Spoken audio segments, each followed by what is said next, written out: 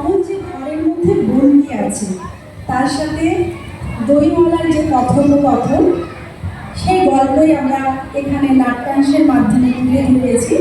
আপনারা দেখুন, ছোট দুটো বাচ্চা মাত্র 3 থেকে 4 দিনে ওরা একটা রেডি করেছে। যদি কিছু ভুল ত্রুটি হয় অবশ্যই আপনারা ওদেরকে ক্ষমা করে দেবেন। তো শুরু করছি ডাকঘর নাটকের নাট্যাংশ অমল ওই দইওয়ালা। অমলের ভূমিকায় অংশগ্রহণ করেছে ঐশালী দাস, আর দইওয়ালার ভূমিকায় অংশগ্রহণ করছে আয়ুষ্মিতা সরকার। শুরু করছি ডাকঘর নাটকের নাট্যাংশ অমল ও দইওয়ালা।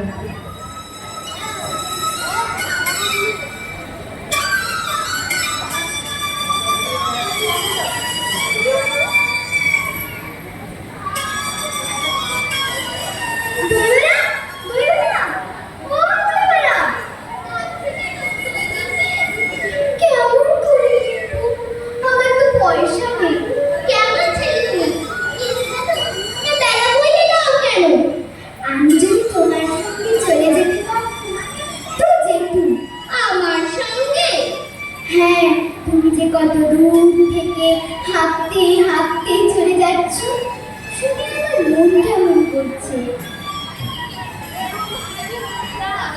তুমি এখানে বসে কি করছো? কবিরা আমার বাইরে বেরোতে বারণ করেছে, তাই আমি সারাদিন এইখানেই বসে থাকি। আচ্ছা, তোমার কি হয়েছে? আমি জানি না, আমি তো কিছু বলিনি, তাই আমি জানি না আমার কি হয়েছে। দইওয়ালা, তুমি কোথা থেকে আসছো? আমাদের গ্রাম থেকে আসছি। তোমাদের গ্রাম? অনেক দূরে তোমাদের গ্রাম? আমাদের গ্রাম সেই পাথুরা পাহাড়ের তলায় শ্যামলী নদীর ধারে। পাথুরা পাহাড়, শ্যামলী নদী, কি জানি, হয়তো কোনোদিন দেখেছি। কবে সে আমার মনে পড়ে না। তুমি দেখেছো পাহাড়ের তলায় কোনোদিন গিয়েছিলে নাকি? না না, আমি কোনোদিন যাইনি। কবিরা যেদিন আমায় বাইরে বলতে বলতে সেদিন নিয়ে যাবে তোমাদের গ্রামে? যাবো বলছি বাবা, খুব নিয়ে যাবো। আমাকে তোমার মতো ওই রকম দই বেচতে শিখিয়ে দিও, ওই রকম বাঁক কানে নিয়ে, এরকম খুব দই রাস্তা দিয়ে দূরে দই